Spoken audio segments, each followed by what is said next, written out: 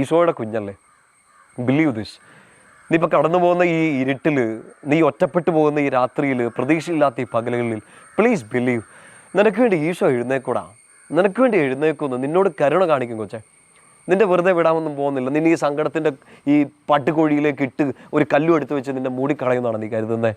അങ്ങനെയാണെങ്കിൽ ഈശോയ്ക്ക് ഇത് നിന്നോട് ഇന്ന് പറയേണ്ട കാര്യമില്ല. ഈശോയിൽ എൻ്റെ ഏറ്റവും പ്രിയപ്പെട്ട സഹോദരങ്ങളെ, എന്നാണ് ഏറ്റവും അവസാനമായിട്ടൊക്കെ ഇങ്ങനെ ഒറ്റയ്ക്ക് ഇരുന്ന് പോയതെന്നും ഉറക്കം കിട്ടാത്ത ചില രാത്രികളൊക്കെ നിങ്ങൾക്ക് വന്നതെന്നും ഒക്കെ ചോദിച്ചിട്ടുണ്ടെങ്കിൽ, ചിലപ്പോൾ ഇതിപ്പോൾ കേട്ടുകൊണ്ടിരിക്കുന്ന സമയത്ത് തന്നെ അങ്ങനെ ഒരു സംഭവം, അങ്ങനെ ഒരു സങ്കടത്തിലൂടെയൊക്കെ ഈ ദിവസങ്ങൾ കടന്നു പോയിട്ടുണ്ടെങ്കിൽ ചിലപ്പോൾ പെട്ടെന്നൊരു ചങ്കിലൊരു ഇടിപ്പ് വരും, ഇടിപ്പ് കൂടും, പെട്ടെന്നൊന്ന് കരച്ചിൽ വന്നേക്കാം. നിങ്ങൾക്ക് ഇന്ന് അങ്ങനെ എന്തെങ്കിലും ഒരു സങ്കടത്തിലൂടെ കടന്നു പോകുകയാണെങ്കിൽ, അല്ലെങ്കിൽ അങ്ങനെ ഒരു സങ്കടത്തിലൂടെ കടന്നു പോകുന്ന ആരെങ്കിലും നിങ്ങൾക്ക് അറിയാമെങ്കിൽ അവരൊന്ന് ഹെൽപ്പ് ചെയ്യാൻ പറ്റുന്ന ഒരു വചനഭാഗം നമ്മളിന്ന് ഒരുമിച്ച് വായിക്കാൻ. സുഹൃത്തായിരിക്കാം, മക്കളായിരിക്കാം, പേരൻറ്റ് ആരെങ്കിലുമൊക്കെ വലിയൊരു സങ്കടത്തിലൂടെ ആയിരിക്കും, നിങ്ങളുടെ ഒരു ബെസ്റ്റ് ഫ്രണ്ട് വലിയൊരു സങ്കടത്തിലായിരിക്കും, എന്നെ ചെയ്യേണ്ടെന്ന് അറിയത്തില്ലാത്തൊരു സിറ്റുവേഷൻ ആയിരിക്കും. നിങ്ങൾക്ക് ഒന്നും ചെയ്യാൻ പറ്റുന്നുണ്ടാവില്ല, നിങ്ങൾക്ക് ഓടിച്ചെല്ലാൻ പറ്റുന്ന ഒരു ദൂരമൊന്നും ആയിരിക്കില്ല, എന്ത് ആശ്വാസവാക്ക് പറയണം നിങ്ങൾക്ക് അറിഞ്ഞുകൂടായിരിക്കും. അങ്ങനെ ഒരു സുഹൃത്ത് ചിലപ്പോൾ നിങ്ങൾക്ക് കാണും, അങ്ങനെ ഒരു പ്രിയപ്പെട്ട ഒരാൾ ചിലപ്പോൾ ഇന്ന് സങ്കടപ്പെടുന്നുണ്ടാവും. ഇനി അതൊന്നും അല്ലെങ്കിൽ ഇപ്പോൾ ഇത് കേട്ടുകൊണ്ടിരിക്കുമ്പോൾ നിങ്ങൾ അങ്ങനെ ഒരു സങ്കടത്തിലൂടെ കടന്നു പോകണേ, അച്ഛനും നമ്മൾ ഒരുമിച്ച് പ്രാർത്ഥിക്കാൻ പോകണം ഈ വചനഭാഗമേ. ഇപ്പം നിങ്ങൾക്ക് ഇത് ചെയ്യാൻ പറ്റുന്നത് എങ്ങനെയാണ്? ഇതിപ്പോൾ ആർക്കും അയച്ചു കൊടുത്തില്ലെങ്കിലും കുഴപ്പമൊന്നുമില്ല, പക്ഷേ നിങ്ങളൊന്ന് അവരെ ഒന്ന് ഫോൺ വിളിക്കുകയോ ആ ഒരു കോളൊന്ന് വിളിച്ചിട്ട് ഒരുമിച്ച് ഈ സങ്കീർത്തനം ഒന്ന് വായിക്കണേ. നമ്മൾ വായിക്കാൻ പോകുന്ന സങ്കീർത്തനം 102 സങ്കീർത്തനമാണ്, Psalm 102. അപ്പം അതിൻ്റെ ഒരു ചോദ്യമാണ് മുമ്പേ ചോദിച്ചത്, എന്നാണ് അവസാനമായിട്ട് ഇങ്ങനെ ഒറ്റയ്ക്കിരുന്ന് കരഞ്ഞു പോയതെന്നും ഉറക്കം കിട്ടാത്തൊരു രാത്രി എപ്പോഴായിരുന്നു ഏറ്റവും അവസാനമായിട്ട് നിങ്ങൾ എക്സ്പീരിയൻസ് ചെയ്തതെന്നും. കാരണം അങ്ങനെ ഒരു വചനഭാഗം ഇതിനകത്ത് കണ്ടതുകൊണ്ടാണ് എനിക്കൊന്ന് നിങ്ങളോടൊന്ന് ഷെയർ ചെയ്യണമെന്ന് എനിക്ക് ഭയങ്കരമായിട്ടൊന്ന് സ്ട്രൈക്ക് ചെയ്തതാണ്. അതിനകത്ത് ഒരു വചനഭാഗം ഇങ്ങനെയാണ്, മുഴുവനായിട്ട് നിങ്ങൾ സമയം പോലെ വായിക്കണം. 28 വാക്യങ്ങളാണ് ഉള്ളത് 102 സങ്കീർത്തനത്തിൽ. അതിനകത്ത് എനിക്ക് പെട്ടെന്ന് സ്ട്രൈക്ക് ചെയ്തൊരു വചനം ഇതാണ്, 102 സങ്കീർത്തനം അതിൻ്റെ 7ാമത്തെ വാക്യം. വളരെ സ്ട്രോങ് ആയിട്ടുള്ളൊരു എഴുത്താണ്. ഇങ്ങനെയാണ് അത് വായിക്കുക. ഞാൻ ഉറക്കം വരാതെ കിടക്കുന്നു, പുരമുകളിൽ തനിച്ചിരിക്കുന്ന പക്ഷിയെപ്പോലെ ഏകാഗിയാണ് ഞാൻ ഉറക്കം വരാതെ കിടക്കുന്നു, പുരമുകളിൽ തനിച്ചിരിക്കുന്ന പക്ഷിയെപ്പോലെ ഏകാഗിയാണ് ഞാൻ. ഒറ്റയ്ക്കായി പോകുന്ന ഒരു വല്ലാത്ത മൊമെൻറ്റ്. ചിലപ്പോൾ നിങ്ങൾ രാവിലെ ഇന്ന് പള്ളിപ്പോകാൻ എഴുന്നേറ്റ സമയത്ത് നിങ്ങൾ നടന്നു പോകുന്ന വഴിയിലോ, അല്ലെങ്കിൽ നിങ്ങളുടെ വീടിൻ്റെ മുറ്റത്തോ, നിങ്ങൾ താമസിക്കുന്ന ഫ്ലാറ്റിൻ്റെ ബാൽക്കണിയിലോ എവിടെയെങ്കിലുമൊക്കെ കണ്ടോയെന്നറിയില്ല, ശ്രദ്ധിച്ചോയെന്നറിയില്ല, ഒറ്റയ്ക്കൊരു പക്ഷി ഭയങ്കര സാഹിത്യപരമായിട്ട് അങ്ങ് ഇമാജിൻ ചെയ്ത് കയറിപ്പോകാൻ പറ്റുന്നൊരു കാര്യമാണ്. പക്ഷേ തിങ്ക് അബൌട്ട് ഇറ്റ്. ചിലപ്പോൾ ആ പക്ഷികൾക്ക് ആ സങ്കടമൊക്കെ പണ്ട് നമ്മൾ സ്കൂളിൽ പഠിക്കുന്ന സമയത്ത് ഇങ്ങനെ ഒരു വലിയ തെറ്റിദ്ധാരണയില്ലായിരുന്നു, 2 മൈനേനെ ഒരുമിച്ച് കണ്ടാൽ രക്ഷപ്പെട്ട് ഇന്ന് അടികിട്ടത്തില്ലെന്നൊക്കെ. അങ്ങനത്തെ ഒരു കുഞ്ഞു പൊട്ടബുദ്ധിയൊക്കെ നമുക്ക് അന്നുണ്ടായിരുന്നു. നിങ്ങളിന്ന് ഇല്ലെങ്കിൽ നാളെ ഒന്ന് പുറത്തോട്ടിറങ്ങി, ഇല്ലെങ്കിൽ ഇന്ന് എപ്പോഴെങ്കിലും ഒരു പകൽ സമയത്ത് ഒന്ന് പുറത്തിറങ്ങി ഒന്ന് നോക്കിയാൽ മതി. ചിലപ്പോൾ കൂട്ടം കൂടി നടക്കുന്ന പക്ഷി ഉണ്ടാവും, ഒറ്റപ്പെട്ട് നിൽക്കുന്ന ഒരു പക്ഷി ഉണ്ടാവും.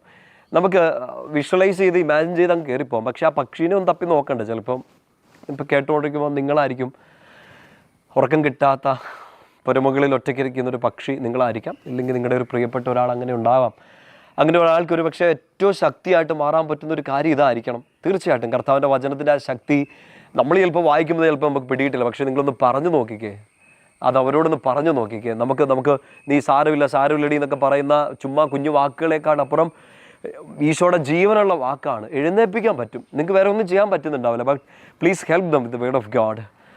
നമ്മളെയൊക്കെ ശക്തിപ്പെടുത്തിയത് ഈശോയുടെ വചനമല്ലേ. നമ്മുടെ സങ്കടങ്ങളിൽ 102 സങ്കീർത്തനം ഒന്ന് പറഞ്ഞു കൊടുക്കണം. അതിൻ്റെ ടൈറ്റിൽ ഇങ്ങനെയാണ്, പീഡിതൻ്റെ പ്രാർത്ഥന.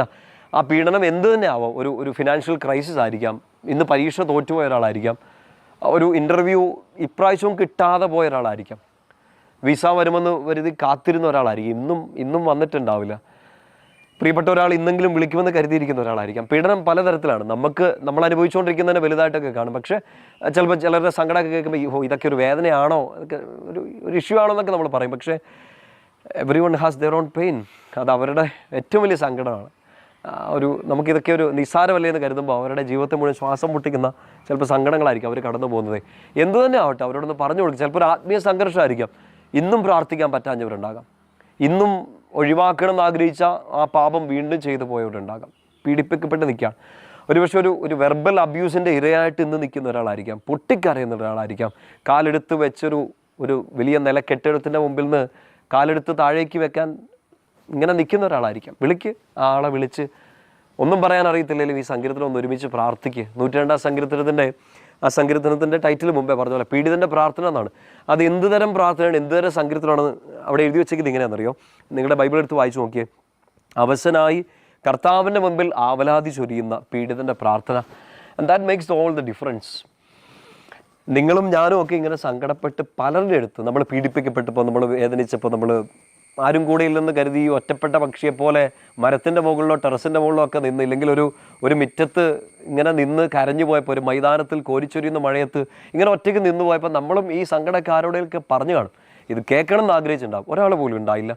ചിലപ്പോൾ കേട്ടവരൊക്കെ നമ്മൾ തെറ്റിദ്ധരിച്ചിട്ടുണ്ടാകാം, കേട്ടവരൊക്കെ ഈ സങ്കടം ഓർത്ത് ചിലപ്പോൾ നമ്മളെ മാറ്റി നിർത്തി കളിയാക്കിയിട്ടുണ്ടാകാം, കളിയാക്കി മാറ്റി നിർത്തിയിട്ടുണ്ടാകാം. It's painful. അവിടെ നമ്മൾ ചെയ്യേണ്ട ഒരു വലിയ കാര്യത്തെക്കുറിച്ചാണ്. നമുക്ക് എല്ലാവർക്കും ഉണ്ടാവും വേദന, പീഡിപ്പിക്കപ്പെടാം. ആൻഡ് ആ സങ്കീർത്തനം പ്രാർത്ഥനകൾ ആരംഭിക്കുന്നതിന് മുമ്പ് തന്നെ എന്ത് ചെയ്യണമെന്നൊരു ഉത്തരം തരികയാണ് അവിടെ. എന്താണെന്നറിയോ? കർത്താവിൻ്റെ മുമ്പിൽ ആവലാതി പറയാണ്. I have pain, I have sorrows, I have my distress, my traumas. പക്ഷേ അതെല്ലാം ഞാൻ ഇറക്കി വെക്കുന്നത് ഈശോയുടെ മുമ്പിലാണ്. നിങ്ങളുടെ പ്രിയപ്പെട്ട സുഹൃത്തിന് ചിലപ്പം അത്രയൊന്നും പറ്റുന്നുണ്ടാവുന്നില്ല ഇന്ന് ഈ രാത്രിയിലോ ഈ പ്രതീക്ഷയില്ലാത്തൊരു പകലിലും, ആരോടും പറയാനുണ്ടാവില്ല. പക്ഷേ അവർക്ക് നിങ്ങൾ പരിചയപ്പെടുത്തി കൊടുക്കേണ്ടത് എല്ലാ ആവലാതിയും ഇറക്കി വയ്ക്കാൻ പറ്റുന്ന ഈശോയുടെ ഹൃദയമാണ്. ഈശോയുടെ തിരുഹൃദയത്തിൽ നിങ്ങൾക്കും ഉണ്ട് സ്പേസ്, നിങ്ങളുടെ പ്രിയപ്പെട്ട ഒരാൾക്കും ആ വലിയൊരു സ്പേസ് ഉണ്ട്. അത് മറന്നു കളഞ്ഞേക്കല്ലേ. ആ ബോധ്യത്തോടെ നിങ്ങൾക്ക് വേണ്ടിയും നിങ്ങളുടെ പ്രിയപ്പെട്ടവർക്ക് വേണ്ടിയും ഈ സങ്കീർത്തന ഭാഗം ഒന്ന് വായിച്ചു തുടങ്ങുക. 102-ാം സങ്കീർത്തനം ഇങ്ങനെയാണ്: കർത്താവേ, എൻ്റെ പ്രാർത്ഥന കേൾക്കണമേ, എൻ്റെ നിലവിളി അങ്ങയുടെ സന്നിധിയിലെത്തട്ടെ. എൻ്റെ കഷ്ടതയുടെ ദിനത്തിൽ അങ്ങ് എന്നിൽ നിന്ന് മുഖം മറയ്ക്കരുതേ, അങ്ങെനിക്ക് ചെവി തരണമേ. ഞാൻ വിളിച്ചപേക്ഷിക്കുമ്പോൾ എനിക്ക് വേഗം ഉത്തരം തരണമേ. അവിടെയൊക്കെ നമ്മൾ നിന്നു പോകുന്നു തോന്നല്ലേ? നമ്മുടെ എല്ലാം ഏറ്റവും വലിയ ആഗ്രഹം ഇതൊക്കെ തന്നെയല്ലേ? എൻ്റെ കഷ്ടതയുടെ ദിനത്തിൽ അങ്ങ് എന്നിൽ നിന്ന് മുഖം മറയ്ക്കരുതേ, എനിക്ക് ചെവി തുറന്നു തരണേ, ഞാൻ വിളിച്ചപേക്ഷിക്കുമ്പോൾ എനിക്ക് ഉത്തരം തരണേ കർത്താവേ.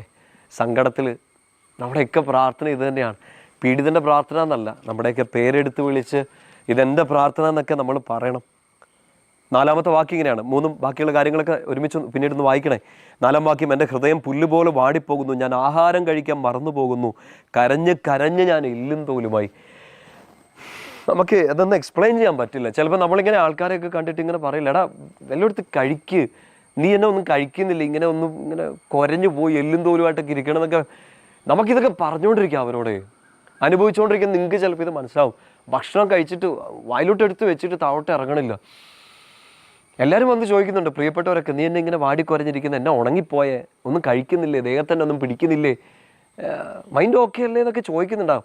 എക്സ്പ്ലെയിൻ ചെയ്ത് കൊടുക്കാൻ പോലും പറ്റുന്നുണ്ടാവില്ല. നമുക്കറിയാം ഈ അവസ്ഥ ഇതാണ്.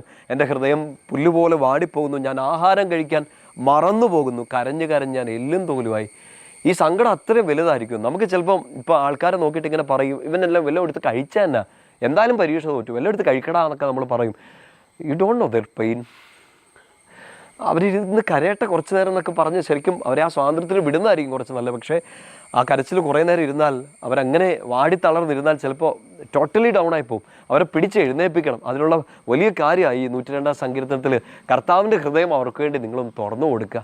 ഇപ്പോൾ ഈ വചനം നമ്മൾ ഒരുമിച്ച് വായിക്കുമ്പോൾ നിങ്ങളുടെ ഹൃദയം തുറക്കണ പോലെ ഈ സങ്കടത്തിൽ ഒന്നും കഴിക്കാൻ പറ്റാത്തൊരവസ്ഥയിലായിരിക്കാം കർത്താവിൻ്റെ വചനം കഴിക്കാൻ വേണ്ടിയിട്ടെങ്കിലും നിങ്ങൾ ചിന്തിക്കുന്നുണ്ടോ? എന്തോരം തിരക്കുള്ള ഈ ദിവസം വെറുതെ ഒരു ടോക്ക് നമ്മൾ കേൾക്കുമെന്നാണോ കരുതുന്നത്? എൻ്റെ പ്രിയപ്പെട്ട സൗരങ്ങളെ, ഈശോയുടെ കുഞ്ഞുങ്ങളെ, സിംപ്ലി ബിലീവ് ദിസ്. ഈശോയ്ക്ക് നിങ്ങളെക്കുറിച്ച് കരുതലുള്ളതുകൊണ്ടും ഈശോയ്ക്ക് നീ കടന്നു പോകുന്ന കാര്യത്തെ അറിയാവുന്നതുകൊണ്ട് തന്നെയല്ലേ നമ്മളിന്ന് ഒരുമിച്ച് ധ്യാനിക്കുന്നത്. സങ്കടം വരുമ്പോൾ ഞാനും ചോദിച്ചിട്ടുണ്ട്, നിങ്ങളും ചോദിച്ചിട്ടുണ്ട്, ഈശോയെ ശരിക്കൊന്ന് വന്ന് എന്നോട് സംസാരിച്ച എന്നാ, എൻ്റെ ഈ പ്രശ്നത്തിനൊരു പരിഹാരം തന്ന എന്നാ. നിങ്ങൾ ചിന്തിക്കുന്നുണ്ടോ? ഇതൊരു ഉത്തരവല്ലെന്നാണോ നിങ്ങൾ ചിന്തിക്കണേ? ഈശോ എന്നെ നിങ്ങളെ കരുതുന്നത് കൊണ്ടല്ലേ, ഈശോയ്ക്ക് നിങ്ങളോട് സംസാരിക്കാൻ ആഗ്രഹമുള്ളതുകൊണ്ട് തന്നെയല്ലേ എന്തോരം തിരക്കും എന്തോരം സങ്കടങ്ങളും എന്തോരം ടെൻഷനും ഒക്കെ ഉള്ളൊരു ദിവസം കുറച്ച് സമയം മാറ്റി വെച്ച് നമ്മളിത് കേട്ടോണ്ടിരിക്കുന്നുണ്ടെങ്കിൽ ബിലീവ് ദിസ്, ഈശോയാണിത് സംസാരിക്കണത്. ഈ സങ്കീർത്തനത്തിൽ ഈശോ നിന്നോട് സംസാരിക്കുകയാണ്, നിനക്കൊരു ഉത്തരം ഇവിടെ ഉണ്ടെന്ന്, നിൻ്റെ ആവലാതി കേൾക്കാൻ ഞാനിവിടെ ഉണ്ടെന്ന്. Please believe. അല്ലാണ്ട് ഇങ്ങനെ സങ്കടപ്പെട്ടിരുന്നാൽ എന്നെ ചെയ്യും നമ്മൾ? ഗെറ്റപ്പ്. എന്നിട്ട് എഴുന്നേറ്റ് ഓടാനല്ല അച്ഛൻ പറയണേ. ഗെറ്റപ്പ്, ടേക്ക് യുവർ ബൈബിൾ, വായിക്ക് 102-ാം സങ്കീർത്തനം. ഉറക്കം വരാതെ ഇങ്ങനെ ഒറ്റയ്ക്കായിപ്പോയി രാത്രിയിൽ ഈ പുരമുകളിൽ പോയിരിക്കാതെ ഈശോയുടെ അടുത്ത് പോയിരിക്കുക. അടുത്ത വാക്യൊക്കെ ഭയങ്കര സങ്കടപ്പെടുത്തുന്നതാണ്. 8-ാമത്തെ വാക്യൊക്കെ: എൻ്റെ ശത്രുക്കൾ ഇടപെടാതെ എന്നെ നിന്ദിക്കുന്നു, എൻ്റെ വൈരികൾ എന്നെ പേര് ചൊല്ലി ശപിക്കുന്നു എന്ന്. എക്സ്പ്ലെയിൻ ചെയ്യാനൊന്നും പറ്റണില്ല. നിങ്ങൾ എക്സ്പ്ലെയിൻ ചെയ്തോ നിങ്ങൾ കടന്നു പോകുന്നൊരവസ്ഥയിൽ കൂടെ? തുടർന്നുള്ള സങ്കീർത്തന ഭാഗമൊക്കെ ഇങ്ങനെ ഭയങ്കര ഡീപ്പായിട്ട് ഹൃദയത്തിൻ്റെ ആഴത്തിൽ നിന്ന് എഴുതി വെച്ചേക്കാണ്. അതിനകത്ത് 13-ാമത്തെ വാക്യം ഇങ്ങനെയാണ്. 13ഉം 16ഉം ഒക്കെ നിങ്ങൾ വായിച്ച് പിന്നീട് ഫുള്ളായിട്ടൊന്ന് വായിക്കണം എന്ന് അച്ഛൻ കരുതുക. ഞാനിതിവിടെ കൺക്ലൂഡ് ചെയ്യാണ്. സമയം പോലെ ഇത് മുഴുവനായിട്ട് വായിക്കണേ.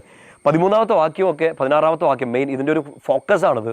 അതായത് എനിക്ക് സങ്കടവും ഈ വേദനയും ആകുലതയും ഒക്കെ ഉണ്ട്. ഈ ആവലാതി പറയാൻ എനിക്കൊരു കർത്താവൊക്കെ ഉണ്ട്. ചുമ്മാ നമ്മൾ ആരോടും പോയി പറയത്തില്ലോ, ചുമ്മാ പോയി കർത്താവിനോട് പറയത്തില്ലോ. ഒരു ബോധ്യത്തിൽ നിന്നുകൊണ്ടാണ് സങ്കീർത്തനം ഇത് പറയുന്നത്. എൻ്റെ ശത്രുക്കൾ ഇവിടെയുണ്ട്, എനിക്ക് ഉറക്കം കിട്ടാത്ത സമയങ്ങളുണ്ട്, എനിക്ക് കഴിക്കാൻ പറ്റണില്ല, എനിക്ക് ഉറങ്ങാൻ പറ്റുന്നില്ല. പക്ഷേ ഞാനിത് കർത്താവിൻ്റെ അടുത്ത് പറയാനുള്ളൊരു കാരണം എനിക്കുള്ള ഒരു അസാധ്യമായ കോൺഫിഡൻസ് ആണ്, ഒരു വലിയ ആത്മവിശ്വാസമാണ്. എന്താ ആത്മവിശ്വാസം എന്നറിയോ? 13-ാമത്തെ വാക്യം, അവിടുന്ന് എഴുന്നേറ്റ് സിയോനോട് കരുണ കാണിക്കും. എൻ്റെ കർത്താവ് എഴുന്നേറ്റ് എന്നോട് കരുണ കാണിക്കുന്നു. പ്രിയപ്പെട്ട കുഞ്ഞുങ്ങളെ, നിങ്ങളുടെ പ്രായം എനിക്ക് അറിഞ്ഞൂടെ, പക്ഷേ ഈശോയുടെ കുഞ്ഞല്ലേ, ബിലീവ് ദിസ്. നീ ഇപ്പോൾ കടന്നു പോകുന്ന ഈ ഇരുട്ടിൽ, നീ ഒറ്റപ്പെട്ടു പോകുന്ന ഈ രാത്രിയിൽ, പ്രതീക്ഷയില്ലാത്ത ഈ പകലുകളിൽ, പ്ലീസ് ബിലീവ്. നിനക്ക് വേണ്ടി ഈശോ എഴുന്നേക്കൂടാ, നിനക്ക് വേണ്ടി എഴുന്നേക്കുന്നു, നിന്നോട് കരുണ കാണിക്കും കൊച്ചേ. നിന്റെ വെറുതെ വിടാമൊന്നും പോകുന്നില്ല. നിന്നെ ഈ സങ്കടത്തിൻ്റെ ഈ പട്ടുകോഴിയിലേക്ക് ഇട്ട് ഒരു കല്ലും എടുത്ത് വെച്ച് നിന്നെ മൂടിക്കളയുന്നതാണ് നീ കരുതുന്നത്. അങ്ങനെയാണെങ്കിൽ ഈശോയ്ക്ക് ഇത് നിന്നോട് ഇന്ന് പറയേണ്ട കാര്യമില്ലെന്നേ. നിന്റെ മുമ്പിലേക്ക് ഇത് ഇന്ന് കൊണ്ടുവരേണ്ട കാര്യമില്ല. നിന്നോട് ഇത് പറഞ്ഞു തരാൻ വേണ്ടി ഒരു പ്രിയപ്പെട്ട സുഹൃത്തിനെ നിന്റെ മുമ്പിൽ ഈശോയ്ക്ക് കൊണ്ടുവരേണ്ട ആവശ്യമില്ല. നിനക്ക് വേണ്ടി കർത്താവ് എഴുന്നേക്കും. ചുമ്മാ കാണാൻ എഴുന്നേക്കുന്നതല്ല, കുറച്ചുകൂടെ എഴുന്നേറ്റ് നിന്നാൽ നിന്റെ സങ്കടം കാണാമെന്ന് വിചാരിച്ചുകൊണ്ട് മനുഷ്യൻ എഴുന്നേറ്റിരിക്കുന്ന പോലെയല്ല. ഈശോ നിനക്ക് വേണ്ടി എഴുന്നേക്കുന്നത് എന്തിനെന്നറിയോ? He has decided to show mercy. നിന്നോട് കരുണ കാണിക്കാൻ നിന്റെ കർത്താവ് തീരുമാനിച്ചു കഴിഞ്ഞു കുഞ്ഞെ. Please believe, please believe. ആ വലിയ വിശ്വാസം ഉള്ളിലോട്ട് നിറഞ്ഞു കഴിഞ്ഞാൽ ഉണ്ടല്ലോ, ഈ സങ്കടത്തിന്, ഈ കണ്ണുനീരിന്, ഈ തോൽവികൾക്കൊന്നും പ്രിയപ്പെട്ട കുഞ്ഞുങ്ങളെ നമ്മളെ അങ്ങ് തകർത്ത് കളയൊന്നും പറ്റത്തില്ല. ഇടിയും തൊഴിയൊക്കെ പിന്നെയും വരും, ഈ തിരമാലകൾ വരും, ഈ പർവ്വതങ്ങൾ വരും, ഈ ഒറ്റക്കിരുന്ന് പോകുന്ന സമയം ഈശോയുടെ പ്രിയപ്പെട്ട പക്ഷി കുഞ്ഞിന് പിന്നെയും വരും. പക്ഷെ നിന്നെ തോൽപ്പിക്കാൻ പറ്റത്തൊന്നുമില്ല. അതിങ്ങനെ ഫൈറ്റ് ചെയ്തുകൊണ്ടിരിക്കും. ഈ ബോധ്യം വന്നാൽ മതി. എൻ്റെ കർത്താവ് എനിക്ക് വേണ്ടി എഴുന്നേക്കുന്നു, എന്നോട് കരുണ കാണിക്കുന്നു. ആ ബോധ്യത്തിൽ നിന്നുകൊണ്ട് 16-ാമത്തെ വാക്യം കൂടെ വായിക്കണം കേട്ടോ. കർത്താവ് സിയോനെ പണിതുയർത്തും. എനിക്ക് വേണ്ടി എഴുന്നേക്കുന്ന കർത്താവ് എൻ്റെ മുമ്പിൽ നിന്ന് എന്നോട് കരുണ കാണിച്ച് എന്നെ ചുമ്മാ അവിടെ കടത്തുകയല്ല, എന്നെ പിടിച്ചുയർത്തി എന്നെ പണിതുയർത്തും. He will build me up. തരിപ്പണായിട്ടിരിക്കാൻ ഈ ഫൗണ്ടേഷൻ തന്നെ കടന്ന് ഇളകായിരിക്കും. നിങ്ങൾ നല്ല രീതിയിൽ പണിതുയർത്തിയ ഒരു ജീവിതമായിരിക്കും.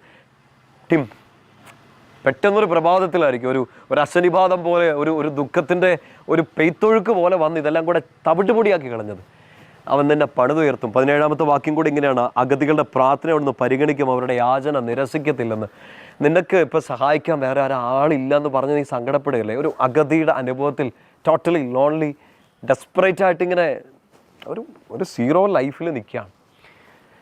ഈശോ എഴുന്നേക്കും, നിന്നെ പണിതുയർത്തും, നിൻ്റെ പ്രാർത്ഥന കേൾക്കും. Please believe. ആ ബോധ്യത്തിൽ നിന്നുകൊണ്ട് മുമ്പോട്ട് പോകാൻ പറ്റണേന്ന് അച്ഛൻ പ്രാർത്ഥിക്കുകയാണ്. കുറച്ച് നേരം ഇങ്ങനെ നമ്മൾ ഒരുമിച്ചത് കേട്ടല്ലോ, ഈശോ അനുവദിച്ച് നമ്മൾ ഒരുമിച്ച് കേട്ടതല്ലേ. And I think I have a responsibility to pray. നിങ്ങൾക്ക് വേണ്ടി ഇത്രയും നേരം എന്നെ കേട്ടോണ്ടിരുന്ന, ഈശോയുടെ വചനം കേട്ടോണ്ട് നിങ്ങൾക്ക് വേണ്ടി ഞാൻ പ്രാർത്ഥിക്കാൻ ഒരു വലിയ ഉത്തരവാദിത്വം ഈശോ എനിക്ക് തന്നിട്ടില്ലേ? അവിടെയല്ലേ എൻ്റെ പൗരോഹിത്യവും ബ്ലെസ്ഡ് ആവണത്. ഞാൻ നിങ്ങൾക്ക് വേണ്ടി പ്രാർത്ഥിക്കുമ്പോൾ നിങ്ങൾ എനിക്ക് വേണ്ടി പ്രാർത്ഥിക്കുമ്പോഴല്ലേ എൻ്റെ പൗരോഹിത്യം കൂടുതൽ ബ്ലെസ്ഡ് ആവണത്. എന്തെങ്കിലും സങ്കടത്തിൽ കൂടെ കടന്നു പോകണമെങ്കിൽ ഐ പ്രേ ഫോർ യു. ദൂരെ നിന്നാണ്, ഒരു സ്ക്രീനിൻ്റെ അപ്പുറത്ത് നിന്നാണ് അച്ഛൻ പ്രാർത്ഥിക്കുന്നത്. പക്ഷേ ആത്മീയ കൂട്ടായ്മയിൽ നമ്മളെല്ലാം ഈശോയുടെ മക്കളല്ലേ. ആ സ്വാതന്ത്ര്യത്തിലും ആ സ്നേഹത്തിലും അച്ഛൻ നിങ്ങൾക്ക് വേണ്ടി പ്രാർത്ഥിക്കുകയാണ്. What are you are going through, ഇന്നിപ്പോൾ കടന്നു പോകുന്ന എന്ത് സങ്കടമാണേലും വേക്കപ്പ്, ഈശോയെ നോക്ക്. പുരമുകളിൽ ഇങ്ങനെ ഒറ്റയ്ക്കിരിക്കാതെ നിൻ്റെ അടുത്തേക്ക് ഇറങ്ങി വരാൻ പറ്റുന്ന ഈശോയുടെ അടുത്ത് കുറച്ച് നേരം പോയിട്ട് ആവലാതിയെങ്കിൽ ആവലാതി, പരാതിയെങ്കിൽ പരാതി കൊണ്ട് ഇറക്കി വെക്കണോ. മതിയെന്നേ, ഈശോ ഇവിടെ ഉണ്ടല്ലോ. നമ്മളെ അങ്ങനെ തോൽപ്പിക്കാൻ 1000 പേര് നിൽക്കുമ്പോഴും നീ എഴുന്നേറ്റ് വാടാന്ന് പറഞ്ഞുകൊണ്ട് ഈശോ ഇവിടെ നിൽപ്പില്ലേ? എല്ലാവരും ചവിട്ടി താഴ്ത്തുമ്പോൾ നിന്നെ എഴുന്നേൽപ്പിച്ച് നിർത്താൻ ഇവിടെ ഒരാളില്ലേ? നിന്നെ തവിടുപൊടി ഓക്കി നിൽക്കാൻ 50 പേര് ചുറ്റും നിൽക്കുമ്പോൾ നിന്നെ പണിതുയർത്താൻ ഒരാൾ ഇവിടെ ഇല്ലേ? നിൻ്റെ നേരെ ചെവി അടച്ചു പിടിക്കുന്ന 10 പേര്, തിരിഞ്ഞു നോക്കാത്ത 5 പേര്, നിൻ്റെ നേരെ ചെവി തുറന്ന് പിടിച്ച് കണ്ണും തുറന്ന് നോക്കി നിന്നെ സ്നേഹിക്കുന്ന ഈശോ ഇവിടെ തന്നെ ഇല്ലേ കുഞ്ഞെ? എഴുന്നേക്ക്. And I pray for you. ഈ ഒരു ബോധ്യം നിൻ്റെ ഉള്ളിലോട്ട് നിറയാൻ വേണ്ടി അച്ഛൻ പ്രാർത്ഥിക്കണം. എൻ്റെ ബ്ലെസ് യു. എനിക്ക് കിട്ടിയിരിക്കുന്ന ഈശോയുടെ പൗരോഹിത്യത്തിൻ്റെ ആ സ്നേഹത്തിൽ ഞാൻ നിങ്ങൾക്ക് വേണ്ടി ബ്ലെസ് ചെയ്ത് പ്രാർത്ഥിക്കുകയാണ്. 102-ാം സങ്കീർത്തനത്തിലെ എല്ലാ വചനത്തിൻ്റെ അഭിഷേകം നിറയട്ടെ. കർത്താവ് നിൻ്റെ പ്രാർത്ഥന കേൾക്കട്ടെ. നിൻ്റെ നേരെ കണ്ണ് തുറന്ന് പിടിക്കട്ടെ. നിൻ്റെ നേരെ ചെവി തുറന്ന് പിടിക്കട്ടെ. നീ ഏറ്റവും സങ്കടപ്പെടുന്ന ഈ സമയത്ത് കർത്താവ് നിൻ്റെ അടുത്ത് വന്ന് നിന്നോട് സംസാരിക്കട്ടെ. നിൻ്റെ നേരെ നോക്കിയിട്ട് നിന്നെ പിടിച്ചെഴുന്നേൽപ്പിച്ച് നിന്നോട് കരുണ കാണിക്കട്ടെ. നിന്നെ പണിതുയർത്തട്ടെ. ഈശോയുടെ സ്നേഹത്തിൽ, ഈശോയുടെ നാമത്തിൽ ഞാൻ നിന്നെ അനുഗ്രഹിക്കുന്നു. പിതാവിൻ്റെയും പുത്രൻ്റെയും പരിശുദ്ധാത്മാവിൻ്റെയും നാമത്തിൽ ആമേൻ.